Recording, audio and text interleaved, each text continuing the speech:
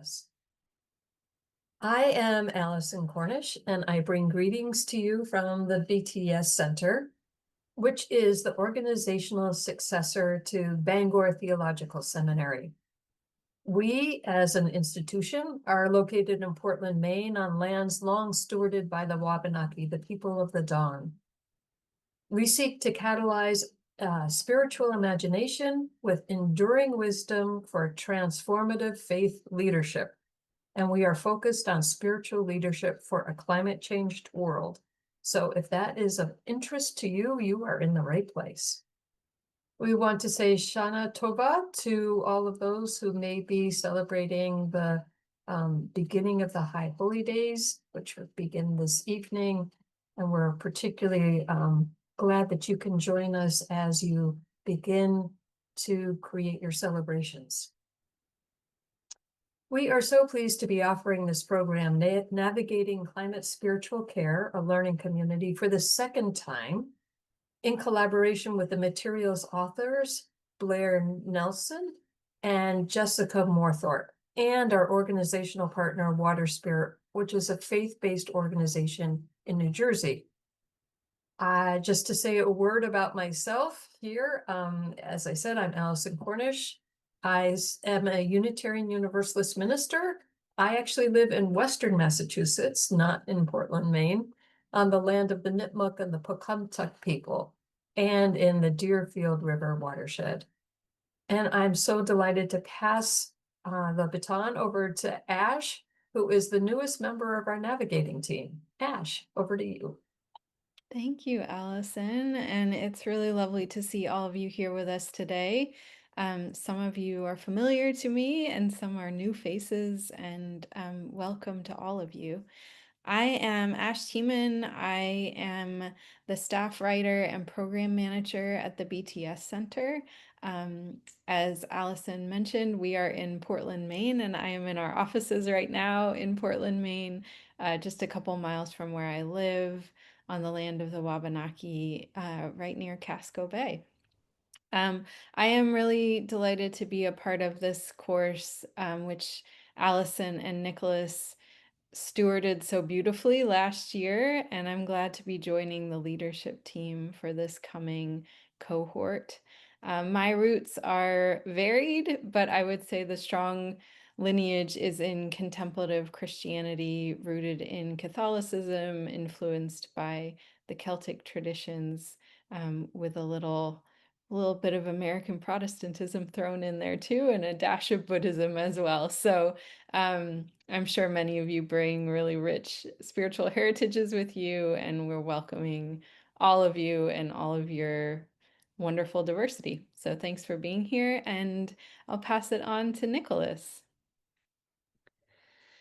Thank you, Ash and Allison, and hi, everyone. When we say we're excited to be here, we really mean it. This was such a great learning community last year, and I'm very happy to be back for take two. Hope to welcome any or all of you. And I'll start with what I do and then say a little about who I am. I am a spiritual director, as well as a board certified healthcare chaplain, although currently I'm doing chaplaincy at MIT, where I direct an ethics program whose mission and tagline is to challenge uncritical narratives of scientific and technological progress. Um, in terms of my positionality, my background is Catholic, although I've spent pretty much all of my professional life in interfaith settings, first as a healthcare chaplain and now at MIT. Um, in the Catholic world, I was one of the co-facilitators and co-creators of EcoPhilly in the Archdiocese of Philadelphia, Roman Catholic Archdiocese, which is a network of creation care teams that's tried to advocate for the Archdiocese itself to do more to respond to the interlocking planetary crises. Uh, and then the last thing I'll say is that my own sense is in working in Christian eco-spirituality has been that interreligious dialogue within Christianity and the Catholic Church, and I think in many of our traditions, often looks like a dialogue between people of the book to the detriment of conversation with indigenous or oral or earth-based spiritual traditions. And so I have a few personal connections in Peru and have become interested, engaged, and spent a few summers in Peru looking at the relationship between folk Catholicism and Upper Amazonian spirituality, plant medicine. And so those are elements that I think will be woven in or will make a sneak peek from time to time in my own facilitation. And so that's a little bit about the three of us. And I'd like to begin to share a little bit about what our course is about, navigating climate spiritual care, a learning community. So I use the word course. There's going to be some learning, but really want to emphasize community more strongly. We're here to learn together from one another. There'll be a little bit of teaching, but mostly it's facilitation of conversation among all of us. And when we say navigating climate spiritual care, here's the metaphor that's at work there. It implies two things. One is that for many of us, the landscape of this climate changed world can feel unfamiliar. That's true whether we're thinking personally, emotionally about how daunting it is to imagine the future that we're all treading into. It can also be true professionally, intellectually, as we wonder what do our professional backgrounds in chaplaincy or spiritual care, spiritual direction, education have to offer, and how can we respond in this climate change world? So it's first of all acknowledging that unfamiliar landscape, but we also believe that our professional training, as well as our wisdom traditions, can provide a kind of compass for navigating that landscape. So hence the metaphor of navigation. Um, so what that means is that we'll be looking at some of our shared professional formational experiences together. We'll be calling on concepts that are probably familiar to many or all of us from our training in our respective paths, but then we'll be figuring out how these apply to spiritual care, companionship, and just life in the climate change world. So navigating climate spiritual care. That's a little bit about what we're doing today, but now we'd like to know a little bit about those of you who are in the room with us. So I'm going to turn it back over to Ash. Thank you, Nicholas.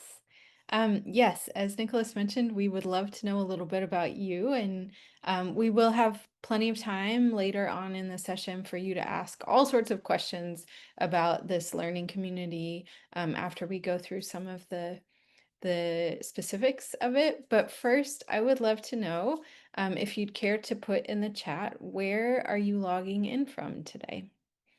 Just so we have a sense of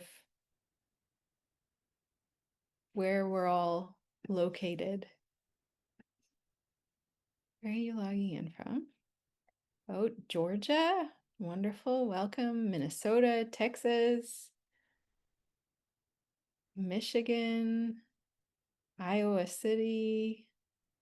Oh, fantastic. Maine, Southern California, New York City.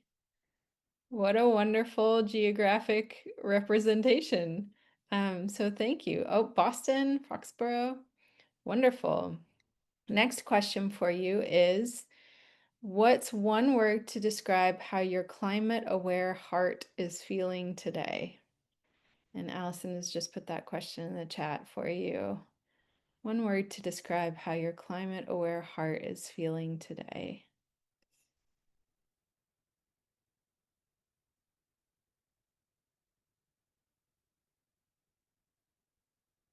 Yeah, anxious, feisty. I like that. Partly cloudy, scared, tired. Yeah, there's a lot of heaviness around, but unhopeful, hurt. Yeah, happy. Yeah, the weather's beautiful, concerned. Yeah, thank you. Thanks for being willing to share a little bit with us about where you're coming from and how you're landing in this space today. And finally, our final question, who was the last more than human friend that you made a connection with? Could be a tree, could be a body of water, could be an animal, bird. Who was the last more than human friend that you made a connection with?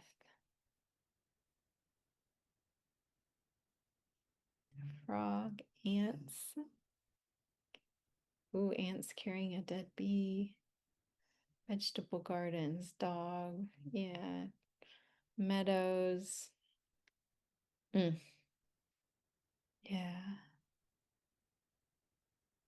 Thank you. Thank you so much for sharing. We really appreciate having a little bit of a sense of who you are, where you're coming from, and what you're bringing in your heart with you to this space today. And with that, I'm going to turn it back to Allison to give a little bit of an introduction to this course and this learning community. Mhm. Mm. Thank you, Ash, and thank you, Nicholas. And I hope you all are beginning to see already what great people I have a chance to work with. I'm so delighted to be in this little trio. So we want to tell you a little bit about this learning community and what it's about. I invite you, as Ash said, we'll get to your questions, but at any time, please put a question in the chat and we'll go through those a bit later in our time together, but please drop those in the chat as they come to you. So we want first to introduce you to the topics, the subjects that this course material, as Nicholas referred to it, covers. And of course, there's no way to kind of separate these out into silos or discrete topics. They're all interwoven in one way or the other. And of course, underneath all of them is both theology and spirituality. But the authors of this material really found it, I think, helpful to think about the different segments, the different demographics, the different characteristics of populations that are experiencing the climate crisis, sometimes in very different ways, sometimes in similar ways. And for us to be able to sort of take this into what we would say sort of bite-sized chunks in order to not get overwhelmed with everything all at once. Now, I don't think that there's any demographic across this planet that's not experiencing some kind of climate anxiety and grief.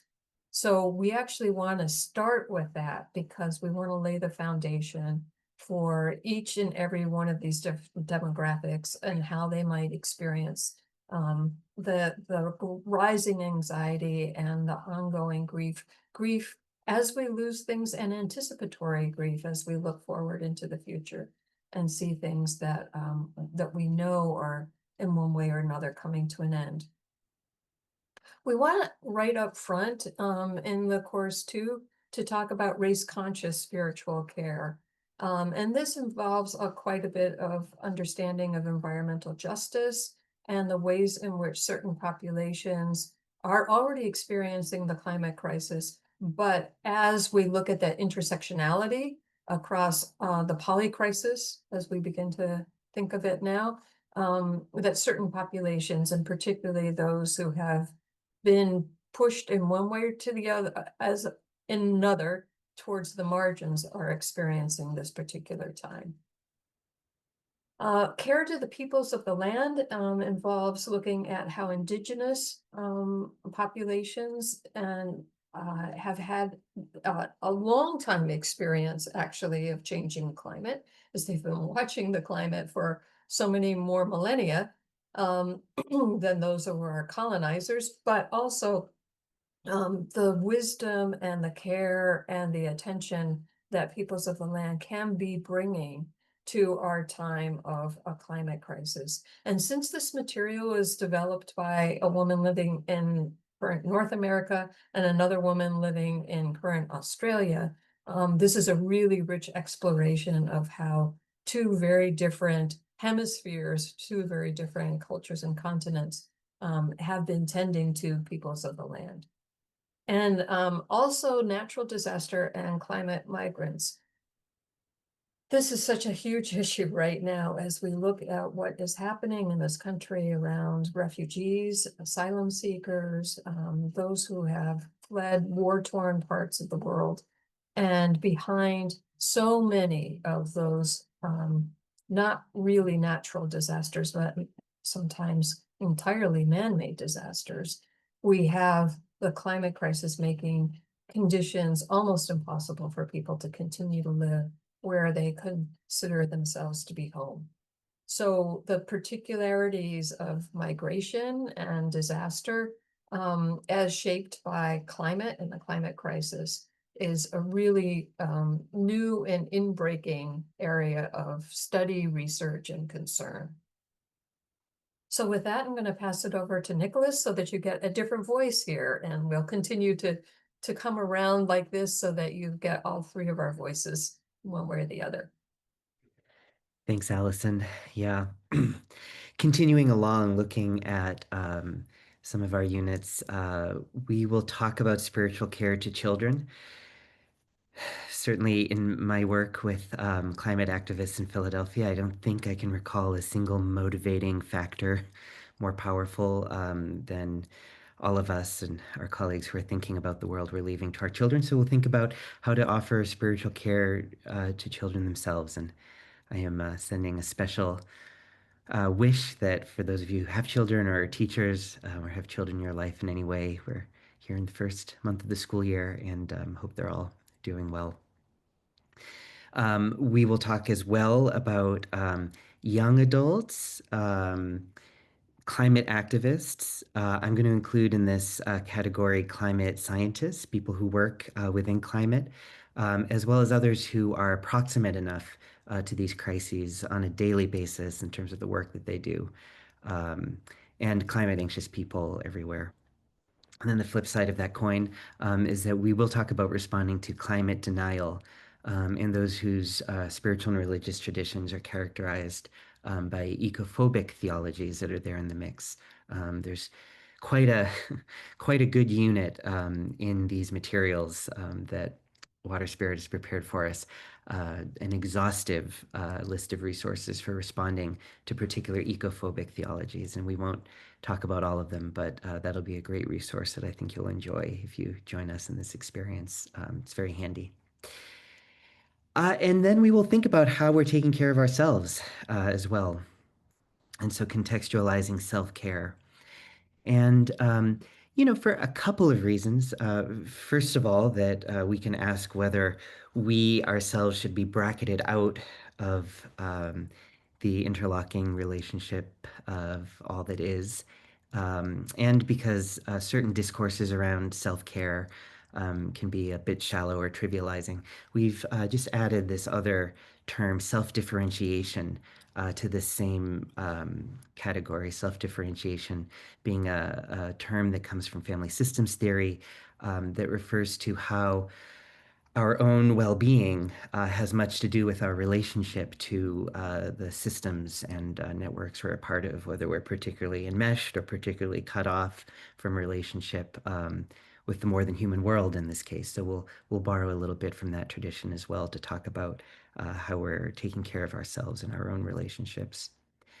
And then, throughout all of this, that I can almost guarantee you will come up in every conversation that we have, this notion of complicated hope.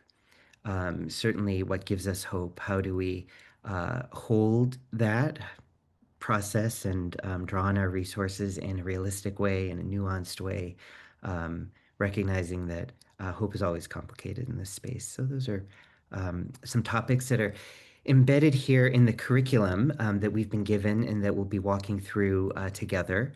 And then with each of these, for each session devoted to one of these topics, we'll be facilitating conversation in our community on Zoom, according to kind of a general rough outline each week, and here to talk more about that process, how we move from the material in the curriculum to our own time together.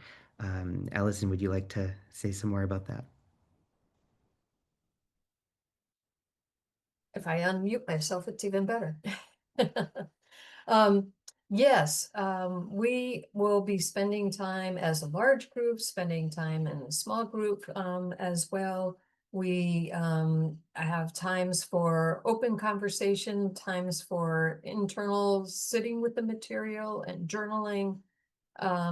We have an opportunity for spiritual practice as well, and time that we can actually try to build as much contemplation and spaciousness into our experiences together as possible. What we found last year is that people were enriched by the material equally, I think, with being enriched by being in community with the material. And in fact, this material was actually designed originally to be an asynchronous experience. And it's wonderful, and it's deep, and it's broad, and it's full. And um, I myself and my colleague Nicole Duroff had a really hard time going through it by ourselves. The emotions that arise around it and the focus that's required. We decided that a learning community was really the best way to move through these aspects of looking at our climate crisis and all the different people who are affected in one way or the other, and how to offer care that's appropriate and culturally responsive and on target for the times that we're living in. So with that, I've got this up, and Ash is just going to walk us through some of the logistics of where we are right now, and inviting your applications, and we'll also share a little bit more about the material itself. Thanks, Allison. Yeah, so we will begin, our first date of meeting will be November 10th, and we will be meeting on Monday, late afternoon, evening, East Coast time. I know many of you are not in the Eastern time zone, but we'll be meeting from 4 to 5:30 Eastern time. As Allison mentioned, application deadlines will be October 27th. So you have, if you're interested in applying, you have a little more than a month to do so. The application is not super extensive. It shouldn't be a heavy lift in terms of time and energy. It just gives us a sense of who you are, what your background is, what you're bringing into this space, and what you're hoping to get out of it. And that's just really helpful for us to know as we're putting the group together and making our plans for how the material is going to flow. You can apply anytime up to October 27th. We're reviewing applications on a rolling basis, and we should be able to get back to you fairly quickly when you apply to let you know.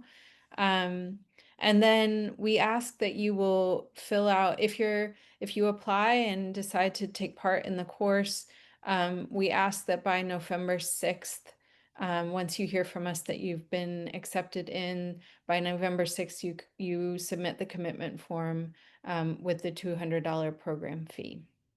We do have a payment plan available.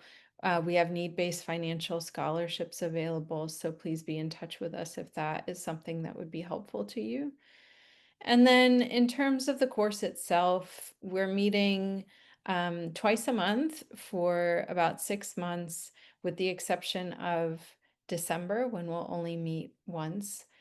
So we're alternating weeks, basically every other week-ish is when we'll meet. Our meetings will run for 90 minutes each, as I mentioned, which will involve, as Allison said, a mixture of facilitation, small group time, larger group time, contemplative time. And then we anticipate that you'll spend about the same amount of time on alternate weeks engaging in the material on your own. This is a very rich course. There's a lot of material, and it's really fascinating. And also, we understand that you may not have the time and space to get to every single thing. If you do, fantastic. We welcome you to do the deep dive and do all of this. For each session, we will let you know the pieces that we're going to focus on when we gather. And we'll ask you to really make sure that you have read and engaged with those parts of the course so that you can get the most out of each session that you attend. And then the rest of the material is really, you're welcome to go as deeply as you want. And we hope you will go deep with it. But we understand also it's a lot of material, and there's only so much time that you have. And also, just to say, I don't know, Allison might cover, or Nicholas, you might cover this at some point, but um we are not planning to record the sessions in person. We know that that is perhaps an unusual choice for something like this, but we really want the sense of community and cohesion that comes from people being present together. And we also want to offer that space as a space where you can be as vulnerable as you feel comfortable being, where you can share, knowing that the space is held in confidentiality and that there won't be a recording that will be shared with anyone outside of that space.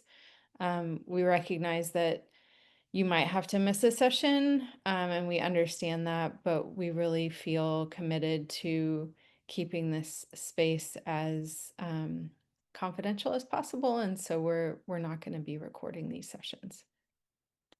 Allison, I will move it back to you. Oh, sorry, I'm not moving it back to Allison. I'm moving it back to Nicholas to take a look at our learning platform, which is Thinkific. Yeah, yeah. Thanks, Ash. And I know you're going to pull that up for all of us. So thank you for that. I think you're probably all curious to kind of see what the platform looks like. And so when you register, you will be given the means to log into this platform. And this is just a little bit of a glance at what it looks like. First, I'm going to do, yeah, so kind of looking at this column on the left, you can see there's, it kind of tracks your progress if you're going through and reading everything. Again, this was designed for a certain kind of personal asynchronous use.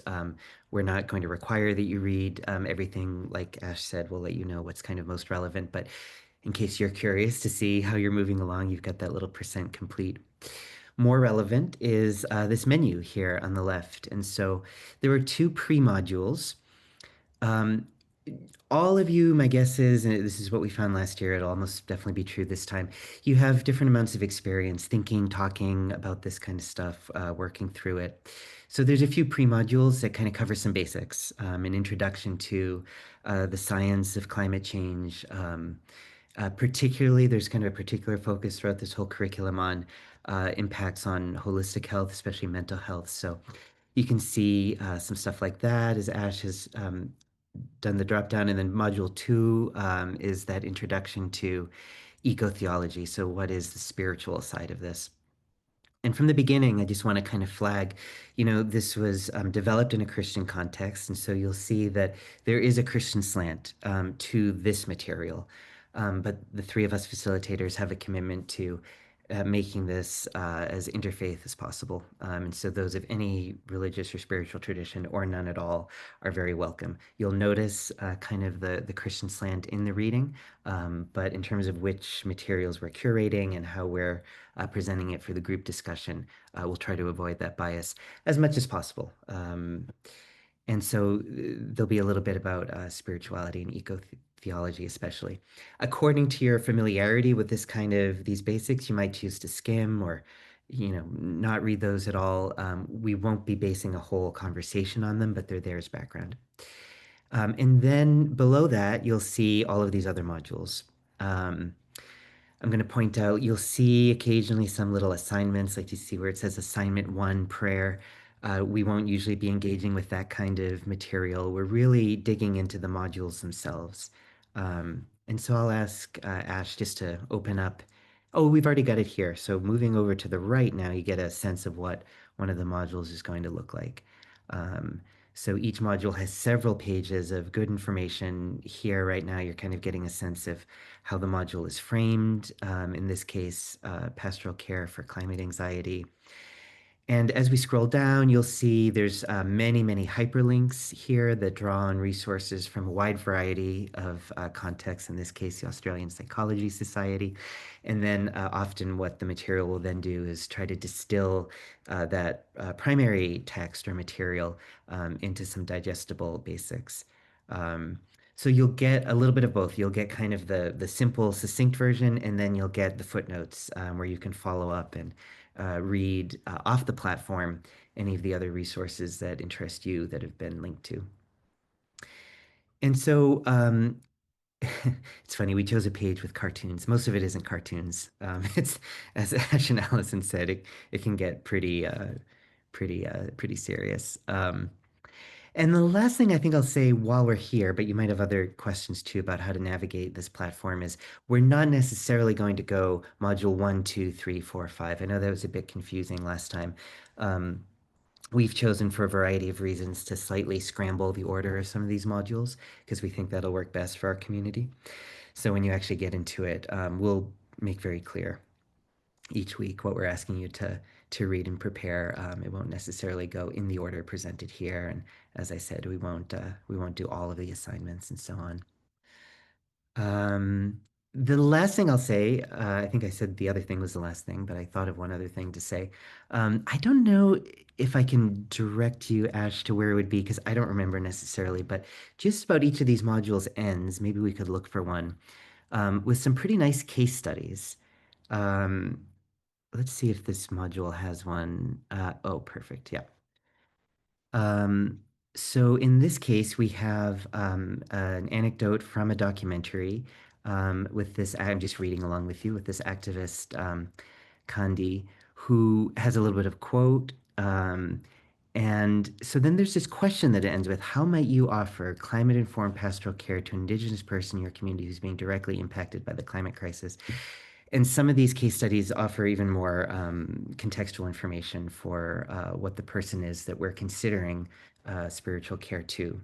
And many of our biweekly conversations will involve really looking seriously at case studies because in addition to obviously this material surfaces emotions, and we want to attend to those in order to know what we're bringing into a spiritual care encounter or professional context, we also hope that this experience will provide you not just with knowledge, but with skills. And skills come from really practicing. So we will be working a lot with the case studies that are a great feature of this material as well. Ash or Allison, anything I'm forgetting from the platform? That's it for me. No, that's great. I'm sure there'll be some questions about it. But thank you both, Ash and Nicholas, for covering the broad scope of this course. I think just building on something that Nicholas said, both in thinking about the modules and about differentiation, self-differentiation, and climate care for self as well as for others. And also this idea of building a really big tent to include people with various faith tradition connections and no faith tradition connection. I want to say something that we're very aware of in climate spiritual care is that the caregiver and the care receiver are living in a climate change world. We're living there together. And that's slightly different than some spiritual care settings where there is a little bit more of the differentiation or separation or boundary between an individual offering care and an individual receiving care.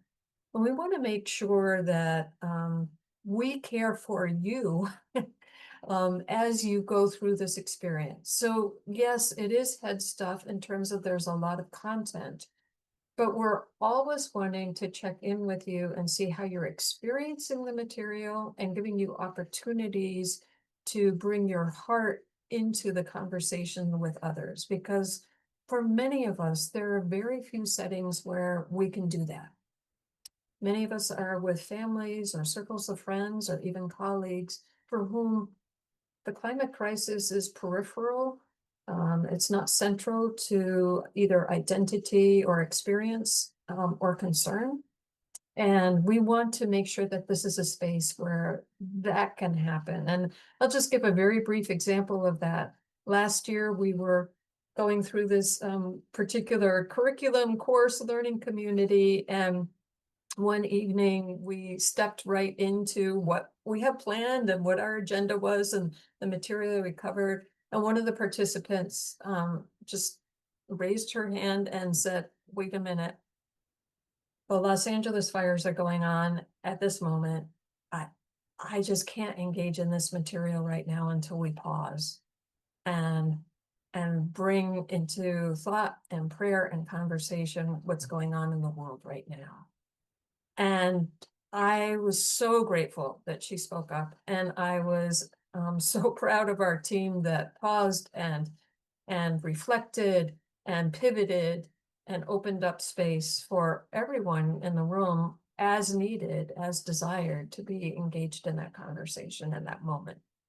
So I just want to really telegraph to you that this is not a course that kind of goes marching along a syllabus.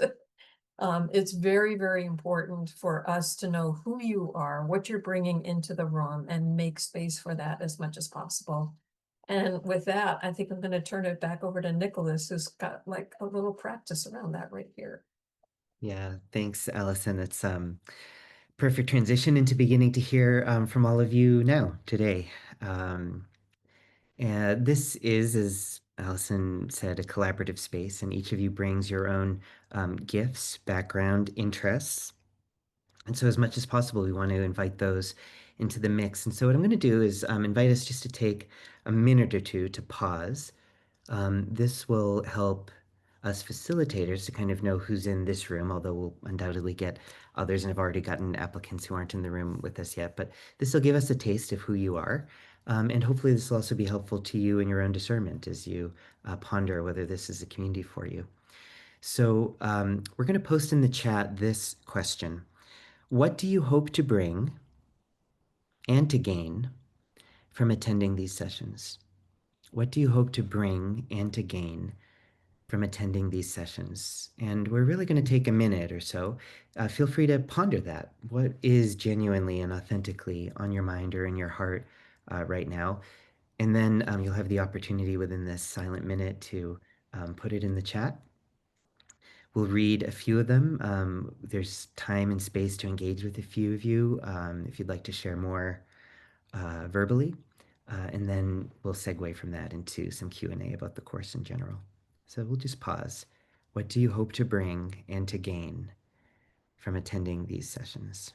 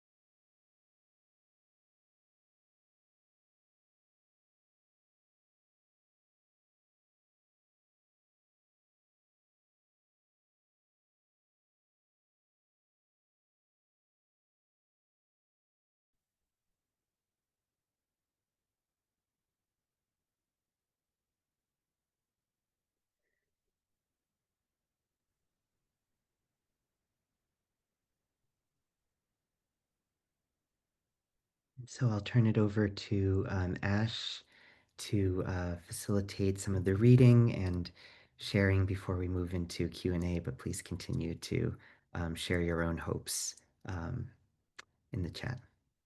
Yeah, thanks, Nicholas, and thanks all of you for continuing to share. It looks like we have a really beautiful group of folks coming from different spiritual perspectives, Jewish and Buddhist and UU,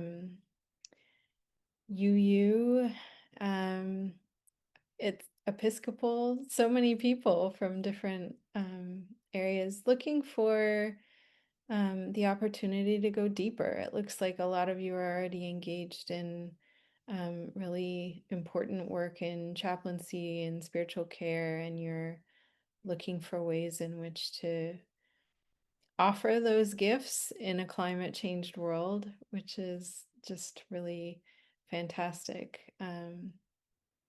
Looking about bringing spiritual direction skills, chaplaincy skills, eco-awareness skills into the space, um, and maybe an opportunity to go deeper into the work that you're already doing or to gain some new perspectives. There's a lot of comments about gaining new perspectives on the work that you're doing. So thank you so much. And I hope that you will find the opportunity to do that with us as we embark on this particular learning community. And now I think we would love to hear questions from you. I know we've already had some questions in the chat, but we would welcome more questions. And Allison, I'll turn it over to you for that. Great, thank you. Yeah, I'm just going to review in case people have been scrolling back and forth in the chat. I was able to answer a few things. Right now, we're only offering this learning community once per year, so that is offered in the fall into the spring, but right now, that's the schedule for it. Since it happens over such an extended period of time, we've just been offering it. Once I was able to put the actual dates in the chat if anybody is looking for those. In terms of the size of the group, when we offered this last year, we had no idea how many people might apply, and then from the applications, how many people we would say yes to and how many people would make a commitment. If it follows last year's pattern, we had interest from about 120 people, and a little over 70 decided to walk with us through that first experience of the learning community. But if the group is either larger or smaller than we expect, we, as I say, are flexible, and we change the design of the program to match the number of people in the program. So if we need to create more opportunities for small group conversation or more opportunities for large group conversation, we're committed to doing that. So just leave the participation numbers more or less, I think, to us. And the authors of the curriculum are Blair Nelson, who is from the Water Spirit Organization, and Jessica Moorthorpe, who is located in Australia. And are there more questions that came down here? One thing that we haven't put on our website, and it particularly might touch on a couple of you, including Kanamu, is that we have a brand new arrangement with Hartford International University, where students at Hartford International can engage in this program and receive some academic credit in response to that. So if that's in your wheelhouse, please just let us know and we'll make sure that that happens. How long would the material be available after the conclusion of the course? As long as it's up online, it's available to you. And the authors have no designs about pulling the material off. So we think infinitely. We will say that the links are being checked for their connectivity, but new material is not being added at this point. So we can pretty much guarantee that anything that is linked within the material will lead you someplace.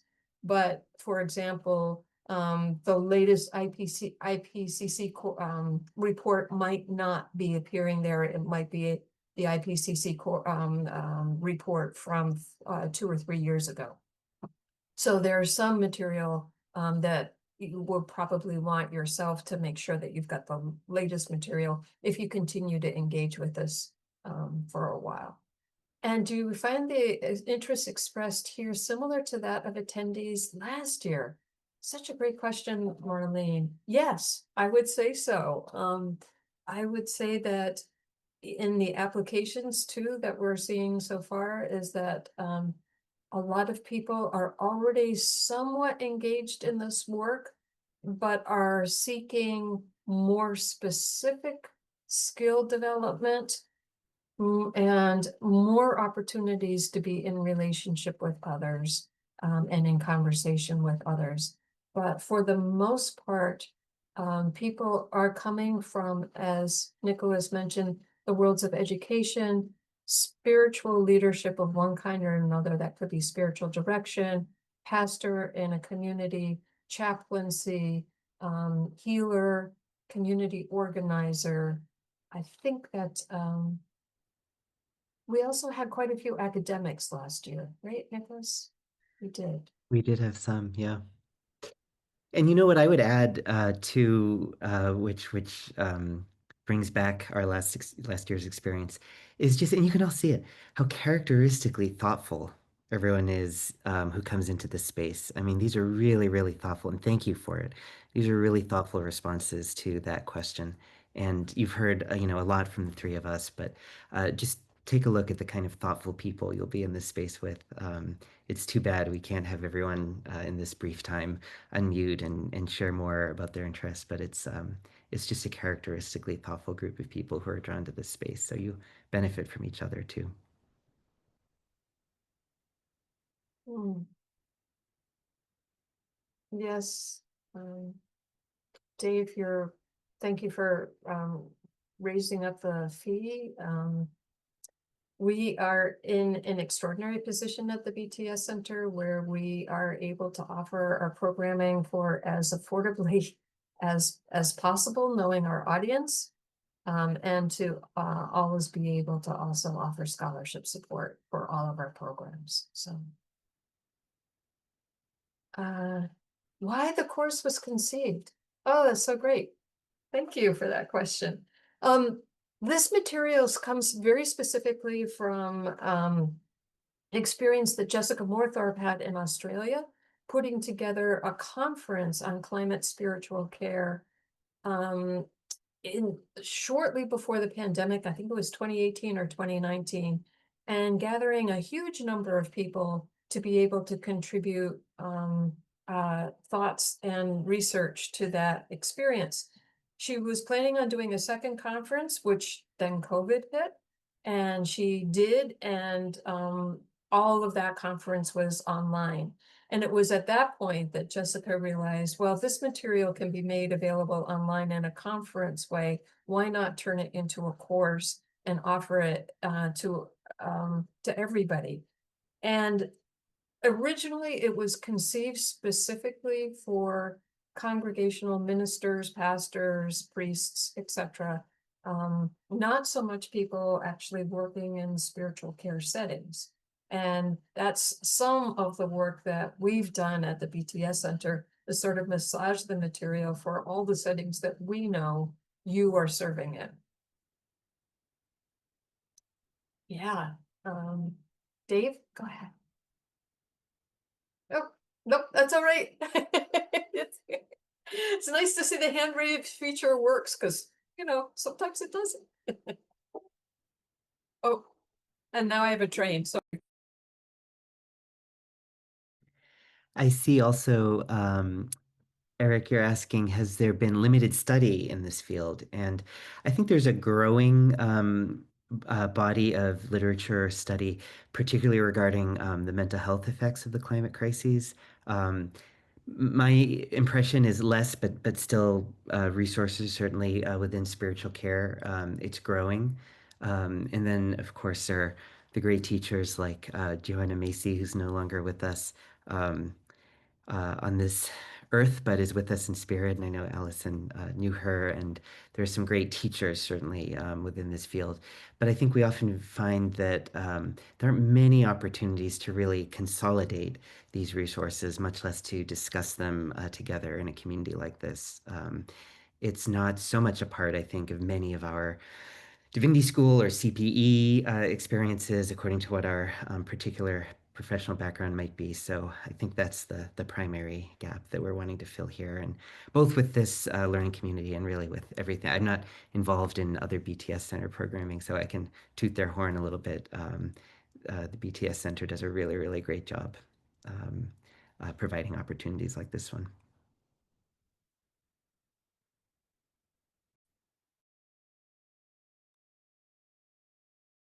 Ash, do you want to toss anything else in here? You're the freshest eyes right now on this program and on this material, and just wondered if you wanted to add anything in here. Sure. Yeah, I will say that I have been going through the course myself over the last couple of months in preparation for helping to facilitate, and I'm finding it just like very, very rich, very fascinating, very speaking really deeply to um, the specificities of this moment, I think, and I have not, it may be out there. I don't have a comprehensive knowledge of everything, but um, I haven't seen this kind of material all collated together in a way like this that looks at um, race conscious care, that looks at care of peoples of the land, that looks at natural disaster responders, and and and does so beyond just sort of a glancing recognition, does so in a way that is thoughtful and considered. And um, I think it's an incredibly valuable resource, this course as a whole, for anyone who's engaging in any kind of spiritual care. But the opportunity to go through it in community feels especially valuable to me, particularly because it's a lot, it's a lot for all of us. I think we're probably already experiencing a lot of many different feelings around all of this, individually and collectively, and as we're like looking at it with clarity and honesty and the desire to be of service in this time, doing so in a collective feels like a really beautiful way of both honoring the need for this type of work and also honoring the need for support for ourselves in this kind of work.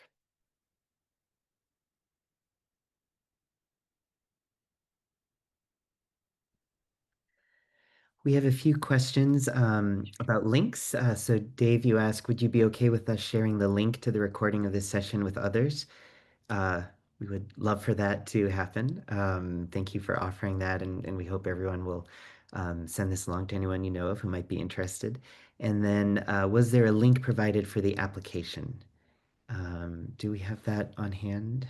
We're just about to get there, as a matter of fact. So Ash is gonna, as we wind up here, Ash is gonna just say a few words about some different programs that are coming up at the BTS Center, but also I did wanna, thank you for that, Ash.